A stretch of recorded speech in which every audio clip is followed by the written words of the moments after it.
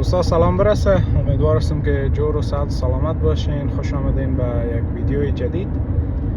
دوستا دیگه امروز برآمدیم، یک روز کاری است. راید اول گرفتیم، تقریبا $34 است. 20 دقیقه راه میره. دیگه حالا در میدان ویستم میره پیکاپ میکنم و بیننده باشین که در جریان روز امروز چند پیدا میکنیم و باز داخل براتون توضیحات میتونم. خب دوستا سلام مجدد.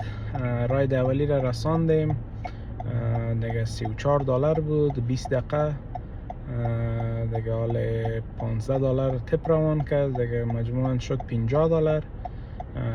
و قصه جالب که در موتر کراچی بچگه کم از یادم رفته بود.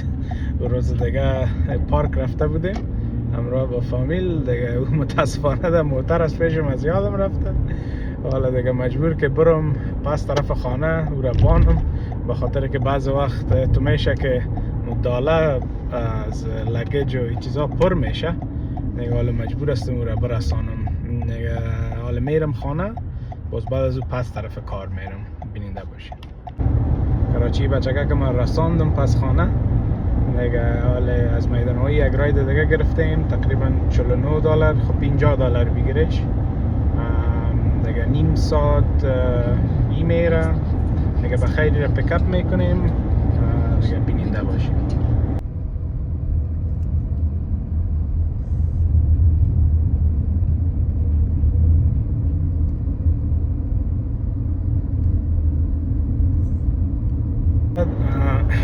راید سیومی را گرفتیم، دیگه تقریبا ساعت هم از 5:24 دقیقه. $38 است، تقریبا 25 دقیقه میره. دیگه دوستا امروز من ساعتای 10 بجه بود که برآمدم. خب کمک کارم برام پیش شد، یک دفعه خانه رفتم. و دوستا من رایدا میایه، اما من رایدای خورده نمیگیرم دوستا، مثلا $10 $15 و مایلجش هم که بسیار زیاد باشه نمیگیرم. دیگه منتظر راید خوبش که باشی، دیگه طبعا کمک وقت میگیره. خب بازم دیگه در ضمنش بازم خوب است. دیگه بیننده باشی. دیگه راید چهارمی رو هم بخیر گرفتیم، تقریبا $46 است. 45 دقیقه میره. دیگه حالا میریم بخیر طرف میدانوی را پیکاپ میکنیم. بیننده باشیم. دیگه روز بخیر خلاص شد. دیگه حالا شام شد. اینا راید آخری را هم رساندیم. دیگه امروز دوستا تقریبا $205 جور شد تقریبا 8 ساعت. خب شاید دی 8 ساعت اگه من 4 ساعت اگه درایو کرده باشم، دیگه کلش دیگه منتظر راید بودم.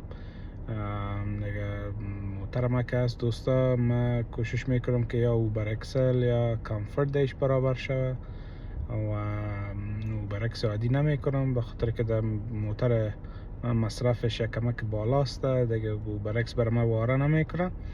دیگه برای دوشنبه $205 خوب بود. میشد که کمک زیاد هم میشد. خب متاسفانه هر راید که میرساندم پس از اون طرف خالی میامدم. دیگه برای دوشنبه گپ معمولی است.